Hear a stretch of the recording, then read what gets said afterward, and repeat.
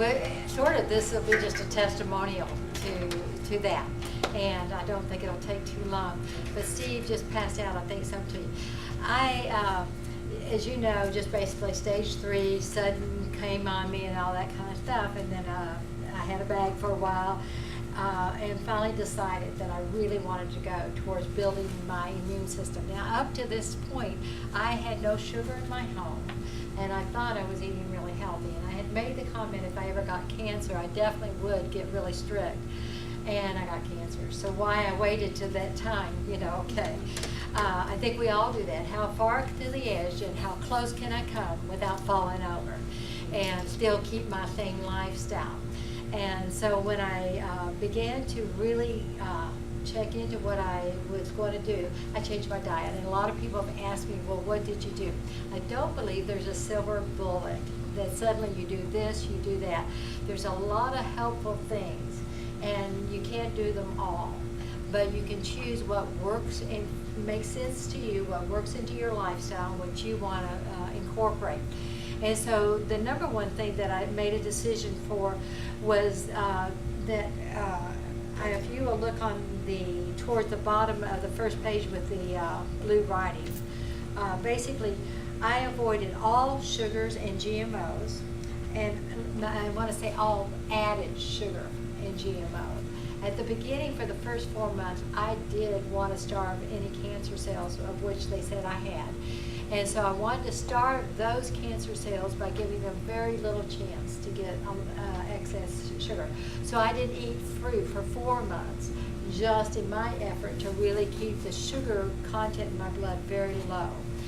But then after the 4 months, I decided to include the fruit, and I did. But what I really watch on is if you look on the back of a can, and you'll see the ingredients. That's where I look for sugar, not in the breakdown where they tell you there's 5 grams of sugar in this. I don't even pay attention to that. To me, that's the natural sugar. That's the way God meant the food to be in the first place. And so that is just going to be okay. But if it's added sugar, that becomes a governor. You know, how you put a governor on your cruise control, and you say, I don't want to go over this many miles per hour. You do that the same way with saying, okay, if I decide to put a governor on by saying if it's going to be added sugar, I don't need that. And there's 53 ways to list sugar that I read at one point.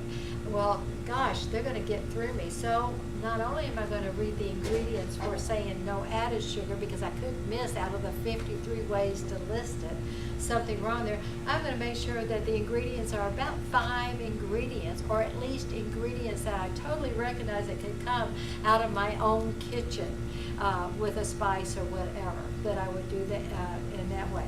So I made that commitment that it wouldn't be added sugar. I had a lot of people, well, how long are you going to keep this diet going? And I thought back to, okay, this is where I'm playing that game, how close can I come to the edge and not go over? For me, it was detrimental. Why not just go ahead and just make this a lifestyle? Because it's not really that depriving. It's not that hard. And so I really like and enjoy the way I eat. Some people will ask me, are you vegan? Are you vegetarian? Are you this or that? I don't find that it falls underneath any of those categories. I, in my own assessment, have decided that I don't object to certain things that a vegan would object to, but I object to, the sugar content. They don't seem to have a conscience about the sugar content that they're putting in. So I'm like, I can't call myself vegan. I object to that. I don't call myself vegetarian because I personally don't have a problem with eating grass-fed cattle or wild fish. And so, and nothing that has been pesticide or GMO'd. I want to stay away from genetically modified organisms in my wheat and grain. So with the wheat and stuff, I have gone to ancient grains, and I don't get that stomach upset that I used to get before with regular rice, with regular bread, whatever. So I just kind of have moved back to where food is simpler.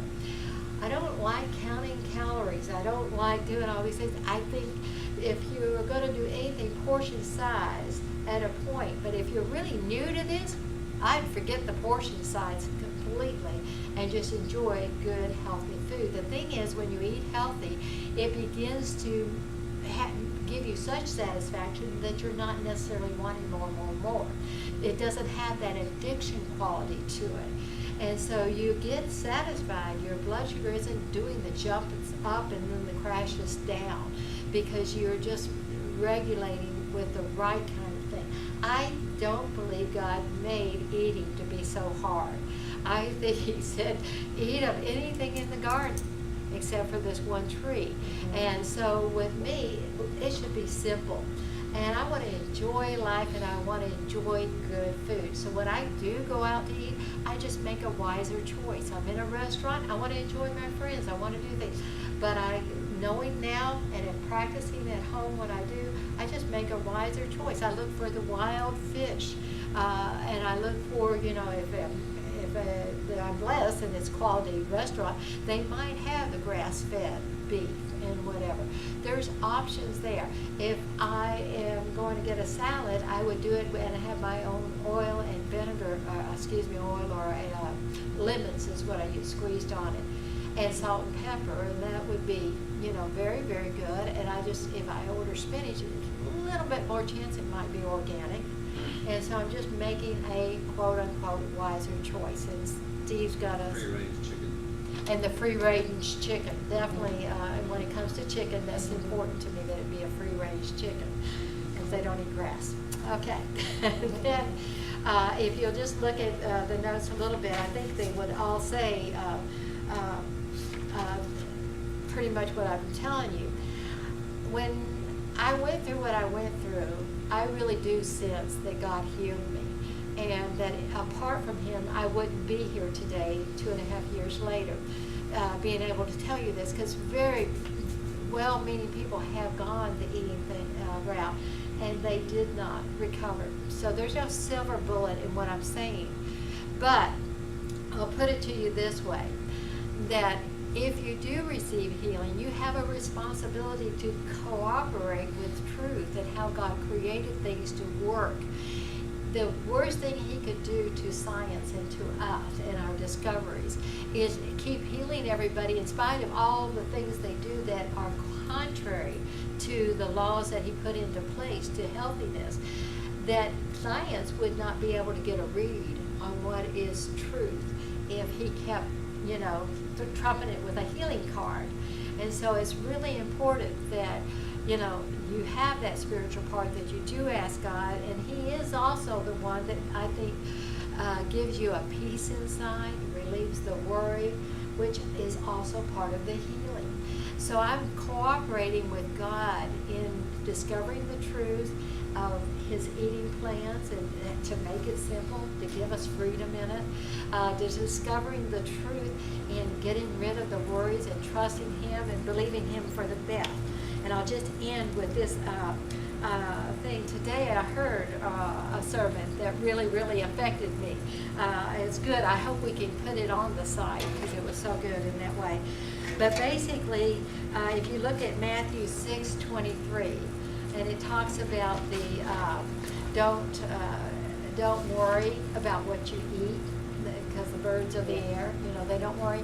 And I don't think God meant us to worry about all of that all the time. But I do believe that we do have this lies that are given to us, and it is for greed and it is for money, that if we don't use wisdom in making the choices, but once we get to the point that we say we're going to make those wise choices, it gets so easy, and that's it. But it goes on, some of the thoughts that I heard out of this sermon is, don't live as if this life is all that there is, because there is an eternity. And that's why I had peace when I went through what I went through, because if I die, it's to gain. I get to be with my Lord. Don't live as if it's all up to you, because you know you're weak and you know that you can't accomplish it. So resource God's help on this. And with this, I would just say, and you put God first, because that's what's going to take the worry away. Is instead of worry, I think of God. Instead of worry, and I've given you a card, and I'll let you pass these out for me. And it says on one side, delight in the Lord and He'll give you the desires of your heart. So when you put Him first, that is to delight in the Lord. And then you're going to get the desires of your heart. You're going to get the desire of healthy body and living quality in this life here on this side of eternity. Thank you. And so then after you decide to make God first in your life, that begins to shape and change your paradigm, your attitude, your views, and have a desire to live the adventure He really, really wants you to live.